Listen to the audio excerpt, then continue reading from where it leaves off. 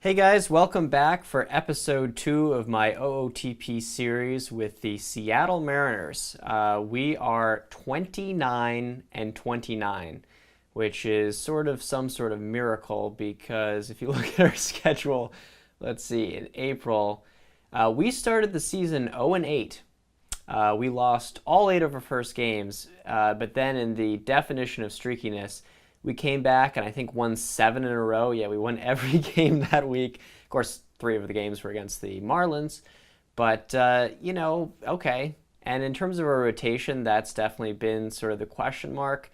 Paxton, who obviously has been good in the past, not doing so well this year. After 2 years of sort of, well, I guess he was sort of between AAA and the majors last year, but did well in the majors, and not this year. In terms of Felix Hernandez, this is a little worrying if we're trying to, flip him. You kind of see these strikeout numbers falling even further. If I were a major league team, I would really not want to trade him or get this guy in a trade with that kind of contract and the numbers that he's putting up.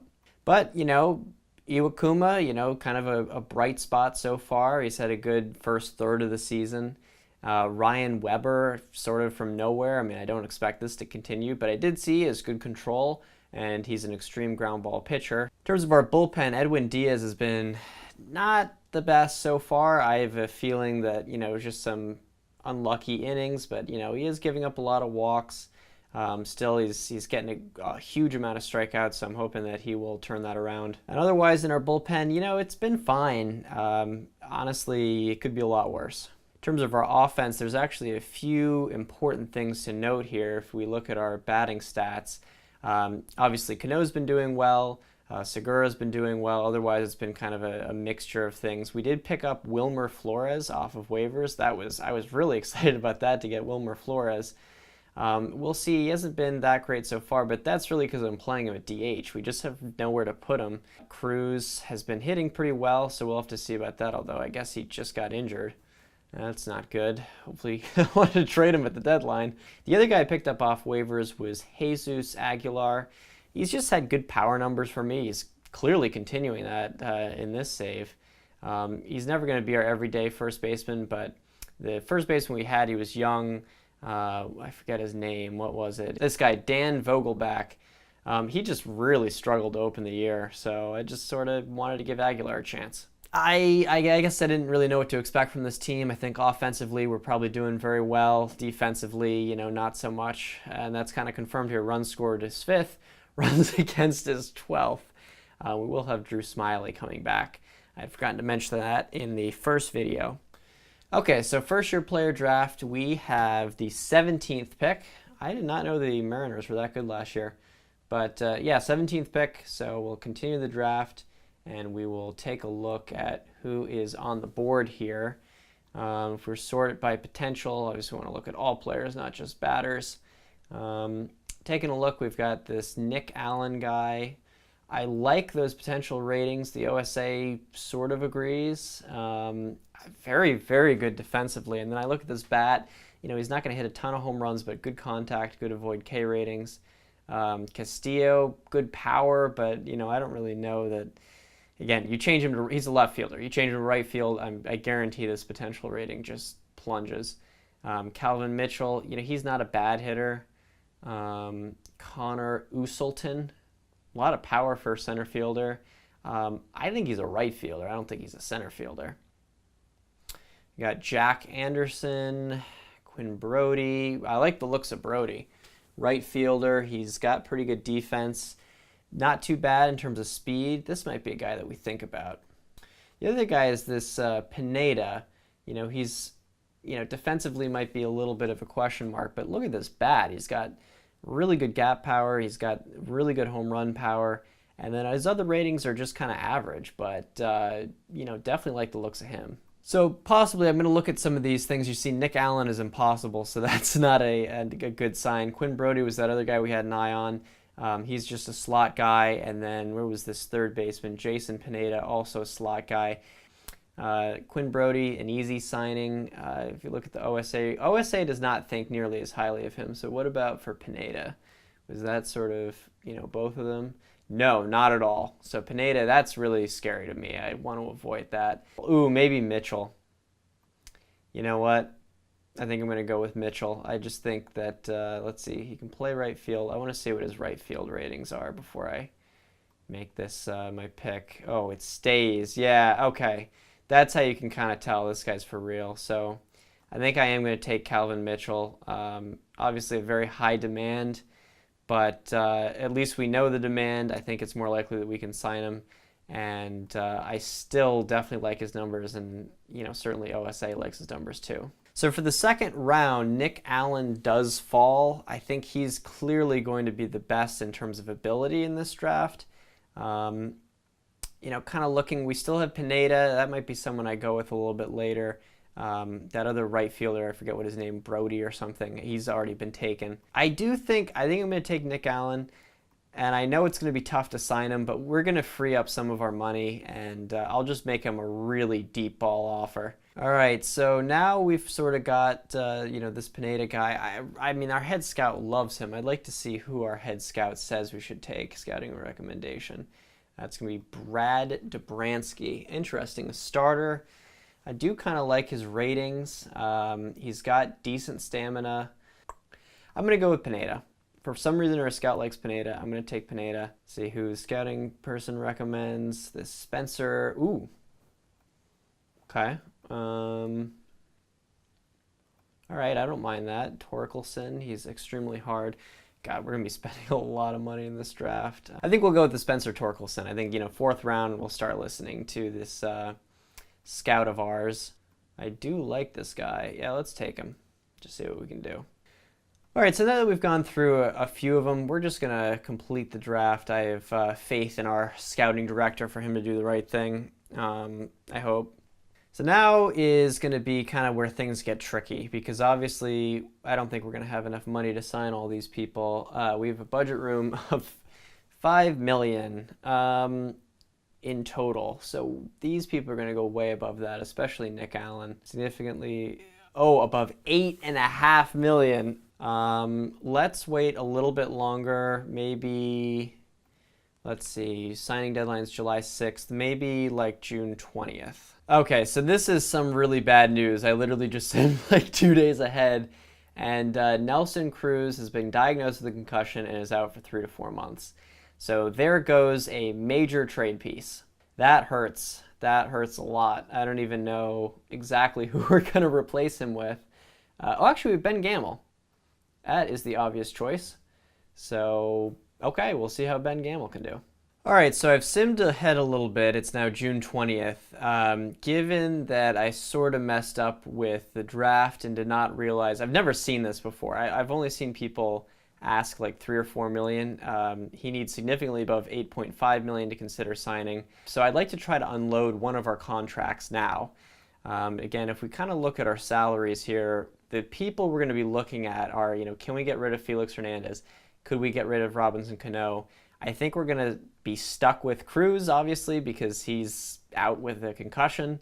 I don't think it's really realistic to trade him. But, even people like Kyle Seager or Iwakuma, just to see what their value is right now. Okay, so looking at Robinson Cano, it sort of looks like it's going to have to be a salary dump type of trade, which isn't that surprising. The other thing is that for Felix Hernandez, there really was no offers at all. All right, so this is a deal that I just think makes a lot of sense. So we'd be giving up Robinson Cano and obviously all the salary that goes along with it. And in addition, we'd be giving up Tony Zych, who has done zilch. Well, actually, he hasn't been too bad, but his ratings really aren't good. That's kind of strange. Well, maybe he's better than what our scout thinks. But anyway, he's not, a dominating pitcher by any stretch of the imagination. And in return, we get Carl Edwards Jr., who's sort of a cost-controlled reliever. Has really struggled this year, but I think in general he'll probably be better than what he's showing. We also get a couple prospects. Miguel Amaya, do we really need a catching prospect? I don't know, but he can sort of hit, it looks like, and hopefully defensively his position rating goes up because his catcher ability and catcher arm are pretty good. And then we also get a pitching prospect, which obviously we really need a pitching prospect. It's unclear if this guy is really going to be a starter, but he's what he's what the Cubs have. So this is sort of the best of what they have to offer. And I just think that the Cubs seem way more interested in Cano than any other team. I think this is going to be the best deal we're going to get. Not really sure why they feel like they need him if they have Ben Zobrist, but that's not my problem. So we are going to complete this trade. It's definitely a major trade. Time will tell if it makes sense, but I think it does. You know, we need money for signing draft picks this year. And I just think that contract, the back end of that contract is not going to be worth it. So now after that trade, we've got a lot more room for signing draft picks in terms of money. So I'm just going to go through that and I'll let you know who signs and who doesn't. I'll be sure to really highball the offer for Nick Allen. All right, so I did sim ahead just another day or two. So our two most important draft signings, Calvin Mitchell and Nick Allen, did sign.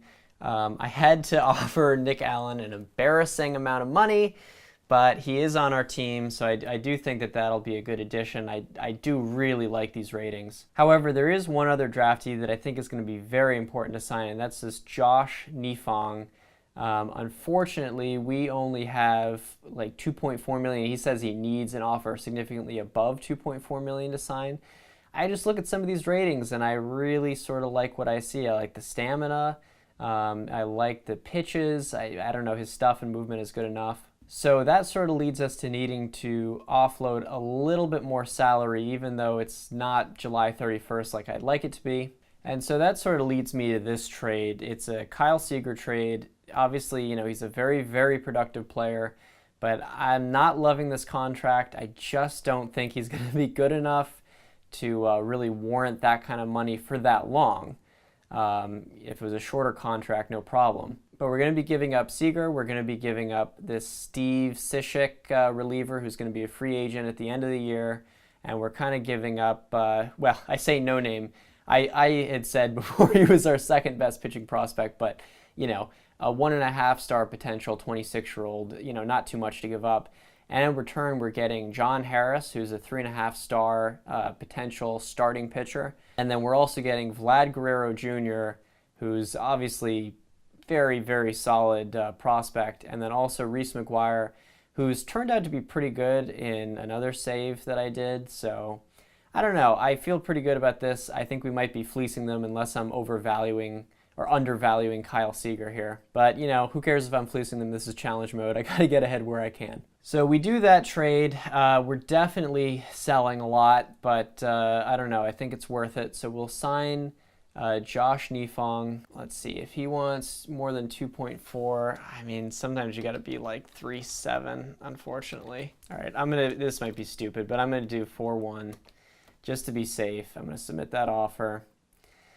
And, oh, no, I offered him $410,000 instead of $4.1 million. Are you kidding? That's what I really don't like about challenge mode, is it'll be just stupid things like this that you can't undo, but it is what it is. I guess we'll sign someone else. We'll offer a contract to Jaron Shelby. I'm not really sure that he is a center fielder in the future, but we'll sign him. So let's see, he needs for 3.6. Gosh dang it. I'll give him 4.6. All right, so we'll put Motter at third base. He'll be fine for the rest of the year, at least. Segura at short. We've got Flores at second. I think that makes a lot of sense, honestly. Yeah, let's stick him at second. Yeah, he'll be a solid second baseman. We might need a backup infielder on this roster, though. So there's no one on waivers, is there? No, it's just Jared Weaver.